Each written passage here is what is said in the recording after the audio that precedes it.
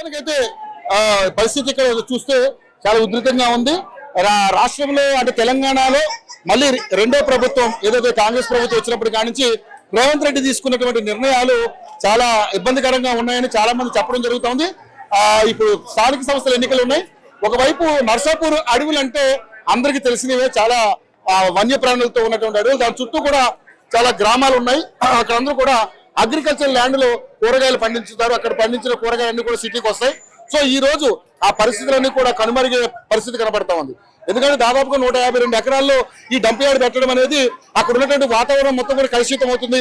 అనేక రకాలైనటువంటి వ్యర్థాలు అక్కడికి రావడం, అక్కడ వాళ్ళు ఫైర్ చేయడం వల్ల అది గాలి కలుషితమయ్యే అవకాశం ఉంది, భూమి కలుషితమయ్యే అవకాశం ఉంది, వాతావరణం మొత్తం పర్యావరణం మొత్తం కూడా కలుషితమయ్యే అవకాశం ఉంది. కాబట్టి దానివల్ల చాలా రోగాలు వచ్చే అవకాశం ఉంది.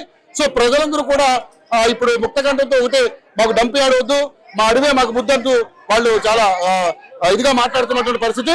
ఒకవేళ కాలుష్యానికి వైద్యులు లేరన్నా, శాస్త్రజ్ఞులు లేరన్నా, వాతావరణ కాలుష్యానికి వైద్యులు లేరన్నా, శాస్త్రజ్ఞులు లేరన్నా, మన ఊపిరి కోసం ప్రాణమునిచ్చే మూగ జీవులన్నా, ఆ పచ్చని చెట్లన్నా, రేలా రేలా రేలా రేలా రే రే రే రేలా రేలా రే రే రే రేలా, ఫలాలనిచ్చే పచ్చని చెట్లు ప్రగతికి మెట్లన్నా, చెట్లే వానకు పిలుపన్నా, నీడను ఇచ్చే చెట్లను నరికితే నీడే లేదన్నా, మనకు ఎండే మిగులన్నా, వాతావరణ కాలుష్యానికి వైద్యులు లేరన్నా, శాస్త్రజ్ఞులు లేరన్నా, మన ఊపిరి కోసం ప్రాణమునిచ్చే మూగ జీవులన్నా, ఆ పచ్చని చెట్లన్నా.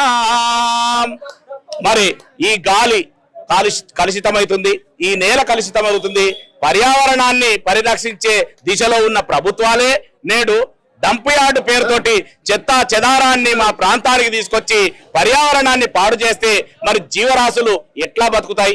అసలు ఇక్కడున్న చుట్టూ పరిసరాల ప్రాంతాలు మరి పంటలతోటి, పచ్చని పంటలతోటి మరి పచ్చని పంటలు పండించి వ్యవసాయం మీద ఆధారపడ్డ ప్రాంతం ఇది.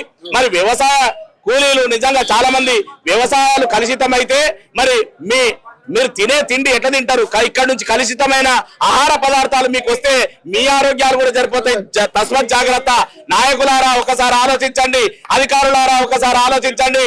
సారు మీరు మా ప్రాంతానికి తెచ్చి డంప్ యార్డు పెడుతున్నారు, కానీ డంప్ యార్డు ఎవరిచ్చురు, ఎవరి పుణ్యమో ఎవరి పాపమో, కానీ మా ప్రాంత ప్రజల అభిప్రాయాన్ని సేకరించిరా? మా ప్రాంత ప్రజల అభిప్రాయాన్ని సేకరించకుండా పెట్టే హక్కు మీకు ఎక్కడిది? అసలు ఈ ప్రాంతంలో డంప్ యార్డు పెట్టే హక్కు ఎవరిచ్చారు మీకు? అసలు నిజంగా చెప్పాలంటే మన మనోభావాన్ని దెబ్బతీస్తున్నారు, మా ఆత్మగౌరవాన్ని దెబ్బతీస్తున్నారు, మా ఫారెస్ట్ని దెబ్బతీస్తున్నారు, మా జీవ వైవిధ్యాన్ని మొత్తం కోల్పోయేటట్లు చేస్తున్నారు. ఇది మీకు న్యాయమా? ఇది ధర్మమా? వద్దు, వద్దే వద్దు. అసలు ఈ డంప్ యార్డ్ వద్దు, వద్దు సెల్లేలా, వద్దు సెల్లేలా, వద్దొద్దు సెల్లేలా, ఈ డంప్ యార్డు మాకొద్దు, వద్దే సెల్లేలా, వద్దు తమ్ముడా, అసలు వద్దు తమ్ముడా, ఈ డంప్ యార్డు ముచ్చట ఇక వద్దు తమ్ముడా, పర్యావరణం పాడయి రోగాలు ఎక్కువవు, జీవాలు చచ్చిపోయి పర్యావరణం దెబ్బతిను, చెట్లు చేమలేక మనం కలుషితమైపోతాము. అందుకే ఈ డంప్ యార్డు ఈ ప్రాంతంలో పెట్టొద్దని చెప్పి ముక్తకంఠంతో ఇక్కడ జేఏసీ ఏర్పడ్డది. రేపు రాబో రోజులల్లా మా ప్రాణాల సైతం తెగించి పోరాడతాం. మరి ఇక్కడ ఈ డంప్ యార్డు రానివ్వం. అంతేకాకుండా రోజుకు 150 బండ్లు లారీలు ఇక్కడ వస్తుంటే ఇప్పటికే యాక్సిడెంట్లు ఎక్కువైతున్నాయి, డ్రైవర్ల గోస ఎక్కువైతుంది. మా దగ్గర రోజు రోడ్లన్నీ రక్తసిక్తం అవుతున్నాయి, మరి యాక్సిడెంట్లు ఎక్కువైతున్నాయి. మీ 150 బండ్లు వస్తే మా ప్రాంతం తట్టుకుంటుందా?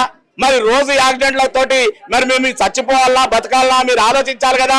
ఒక రోజుకు 150 బండ్లు అంటే ఒక వారానికి ఎన్ని అవుతాయి, ఒక నెలకు ఎన్ని అవుతాయి, ఎన్ని బండ్లు ఈ ప్రాంతంలో తిరుగుతాయి? అధికమైన లోడు తోటి, చెత్తా చెదారంతో, ఇప్పటికే మురికి వాసనతోటి మా ప్రాంతం మొత్తము మా ప్రాంతం మొత్తము పరిశ్రమలుండి ఇప్పటికే కాలుష్యం కొరల్లోన కుమిలిపోయినం, కాపాడేవారు లేక తల్లడిల్లినం. కాలుష్యం కొరల్లోన కుమిలిపోయినం, కాపాడేవారు లేక తల్లడిల్లినం. నాయకులారా ఆలోచించండి. మా యొక్క పారిశ్రామిక ప్రాంతంతో సతమతమవుతున్న మాకు ఈ పచ్చని అడవులతోటి పర్యావరణాన్ని ఆస్వాదిస్తూ మీరు ఏదో బతుకుతున్నాం, బతుకు జీవుడా అని బతుకుతున్నాం. మా ప్రాంతంలో మీరు డంప్ యార్డు నిర్మించే కార్యక్రమాలు చేపడితే మాత్రం మా ఊపిరి పోయినా సరే మేము ఊకోనేది లేదు. ఖచ్చితంగా ఈ డంప్ యార్డును ఆపి తీర్థం. అంతేకాకుండా పక్కనే ఉన్న ఎయిర్ ఫోర్స్ అకాడమీ ఉన్నది.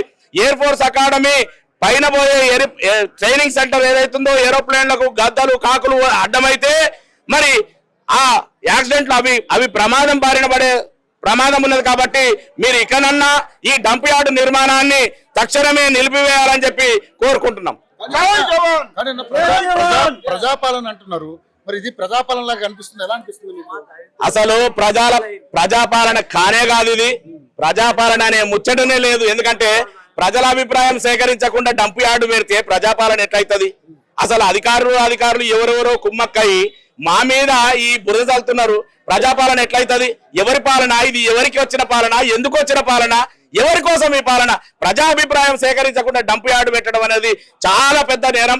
మరి కాబట్టి ఒక్కసారి ఆలోచించాలి, పునరాలోచన చేసి ఈ డంప్ యార్డు పనులు వెంటనే నిర్మూలించాలని చెప్పి, నివారించాలని చెప్పి, డంప్ యార్డు పనులు నిలిపివేయాలని చెప్పి కోరుకుంటున్నాం. నా పేరు ఎల్లయ్య.